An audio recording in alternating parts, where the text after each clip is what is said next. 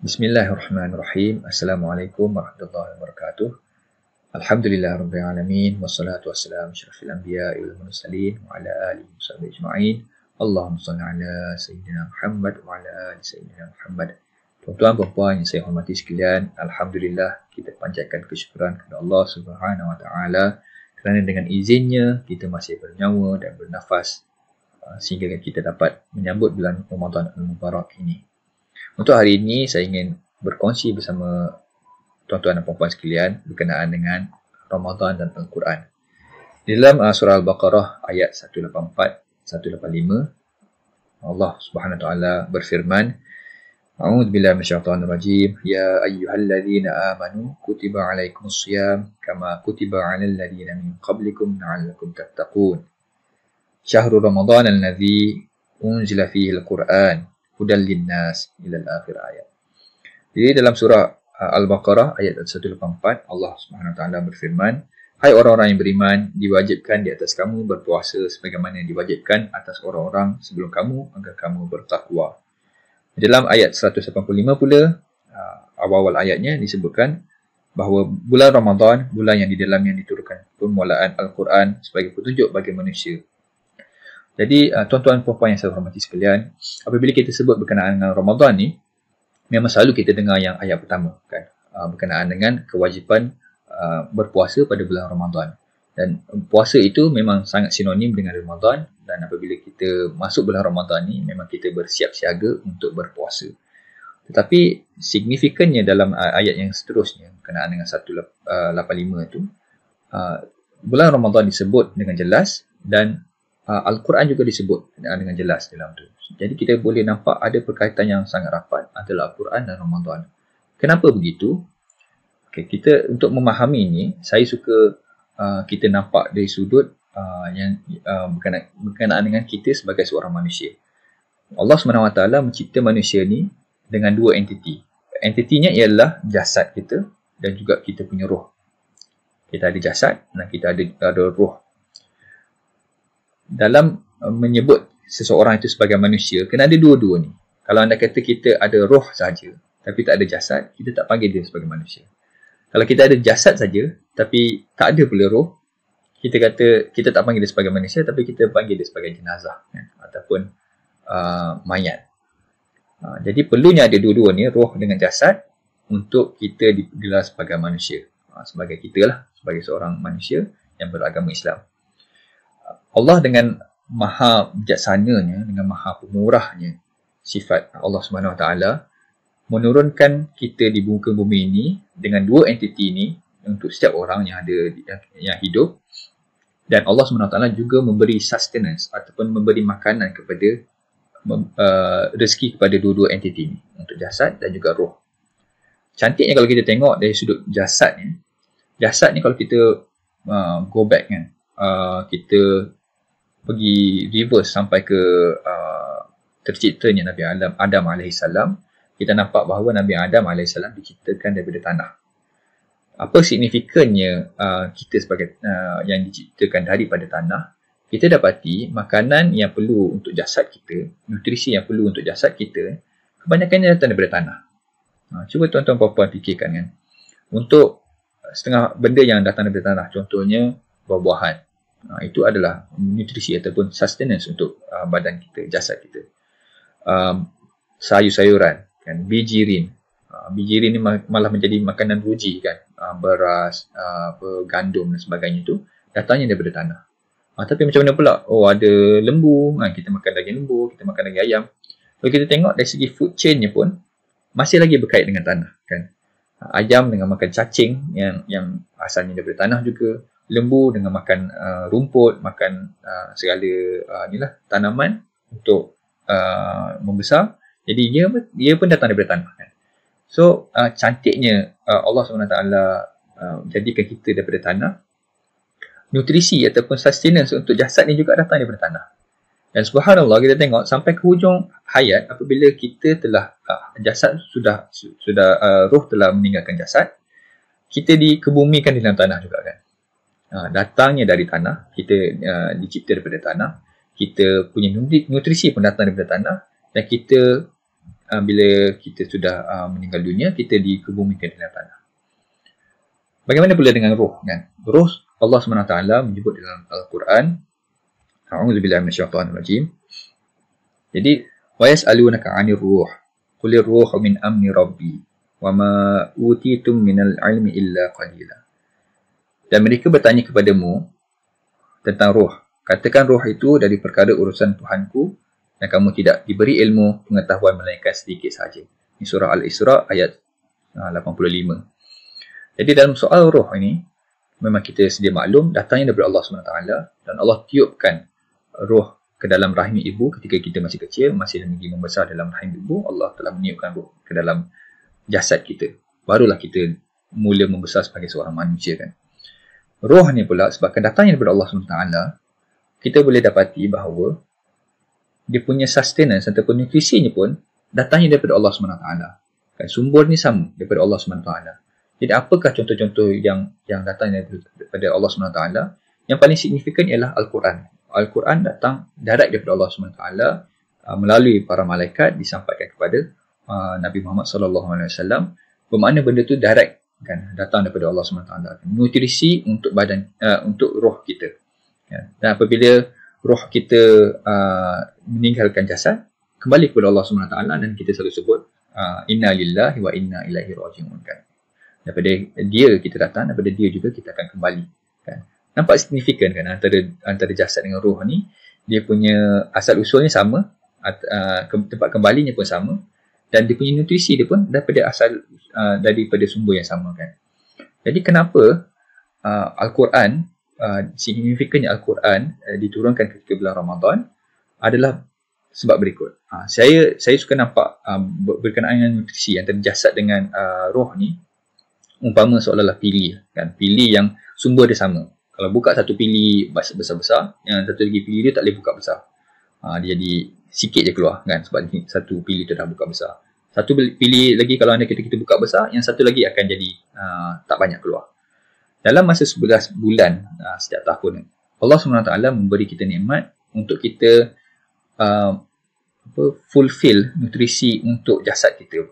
Kita utamakan jasad kita. Dalam 11 tahun ni kita tak perlu puasa pun kan, sebab kita nak fulfill kita punya jasad. Tapi sebabkan kita fulfill kita punya kehendak jasad, maka pili tu dibuka besar lah, kan? Pili jasad ni dibuka besar, sehingga kan pili roh ni tidak dibuka dengan begitu besar. Itu sebab kalau kita tengok dari sudut mudahnya kan, kita tengok kalau anda kita makan terlalu banyak kan, kita akan jadi rasa malas sangat kan, kita rasa ngantuk kan? Malas nak bekerja. Kalau anda kata kita nak beribadat sekalipun, lagilah kan, mungkin 10 kali ganda lagi susah kan. Kita rasa sangat berat kan. Kalau malam tu makan banyak-banyak, kalau anda kata nak bangun subuh pun kadang susah kan, berat nak bangun subuh.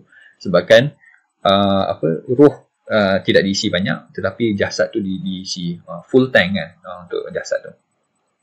Jadi untuk bulan Ramadan ni, Allah SWT, kerana Allah SWT maha mengetahui manusia ni datang daripada dua sumber, diperbuat daripada dua entiti ni, Allah SWT nak bagi peluang untuk kita penuhkan pula bahagian roh ni untuk satu bulan ni kan. Bagaimana nak buat tu? Allah mewajibkan kita berpuasa supaya kita tak bagi banyak sangat nutrisi kepada badan jasad kita. Cukup-cukup makan untuk kita hidup macam seperti biasa, tapi tak adalah sampai rasa ngantuk kan, tak ada rasa macam terlebih-lebih makan, supaya roh kita akan mula dapat pilinya boleh dapat dibuka dengan besar, supaya kita dapat penuhkan semaksimal mungkin kan. Dalam ni Allah SWT bagi 3 rahmat yang besar kan. Satunya diwajibkan puasa. Itu satu step lah untuk kita, Allah SWT beri peluang kepada kita buka pilih roh tu sebesar mungkin. Lagi satu dari sudut ibadat kan. Ibadat kira istilahnya bonus round lah bulan Ramadan kan. Kali 10 kali ganda, 100 kali ganda pahala kan apabila kita buat ibadat.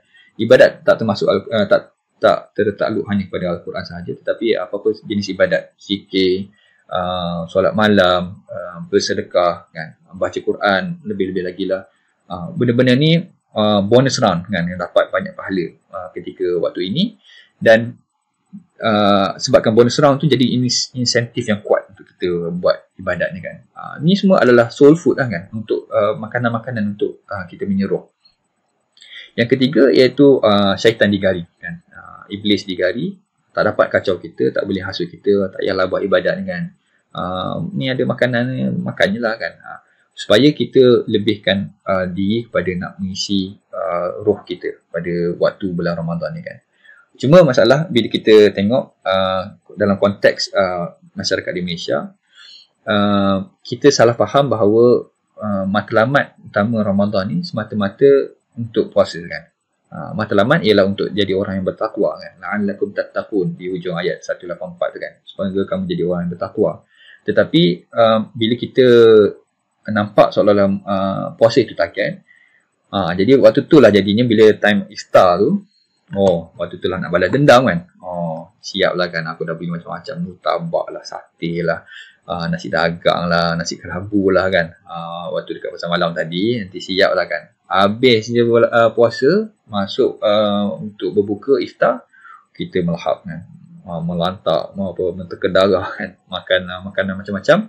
Sehingga kan, itulah sebabnya bila kita solat isyak kan, kita rasa ngantuk. Even solat maghrib pun boleh jadi rasa ngantuk kan. Anda mula rasa malas nak beribadat.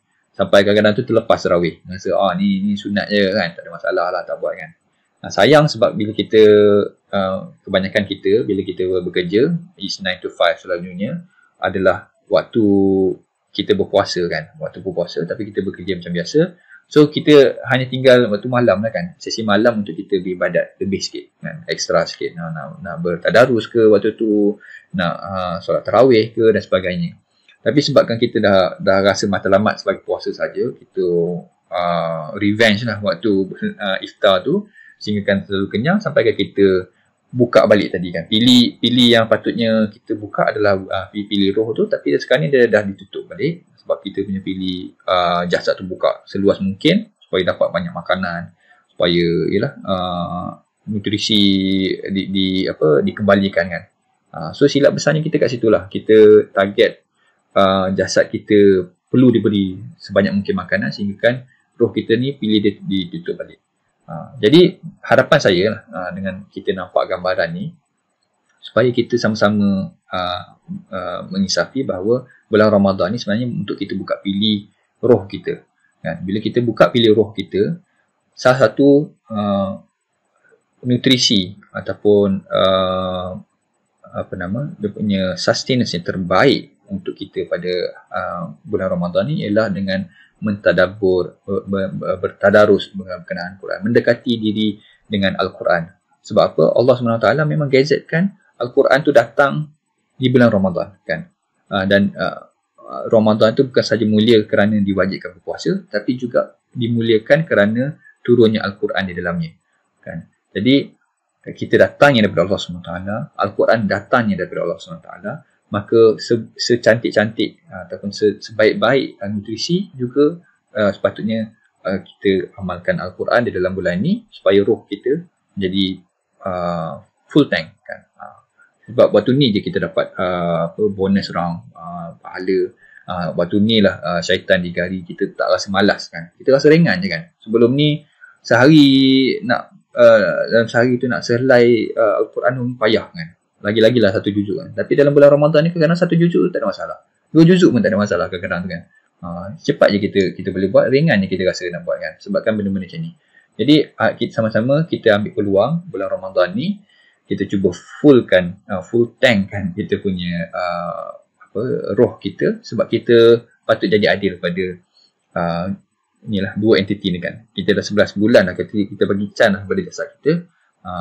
Slow-slow lah sikit bulan Ramadan ni supaya kita bagi can pula pada roh kita untuk dapat nutrisinya kan. Sebab dia lagi perlulah, sebab hanya 1 bulan je dapat nutrisi yang banyak untuk dia survive selama 11 bulan lagi kan. Jasad ni 11 bulan lagi tak ada masalah kan. Hanya boleh kena bersabar sikit untuk 1 bulan saja kan.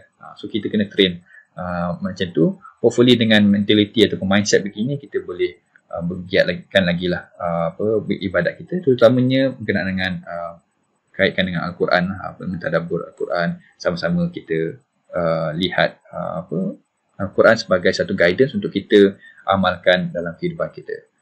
Itu saja daripada saya. Mohon maaf atas apa-apa kesilapan. Yang baik itu datang daripada Allah SWT, Yang buruk itu juga datang dari Allah SWT, tetapi bersandarkan kepada kelemahan saya sendiri.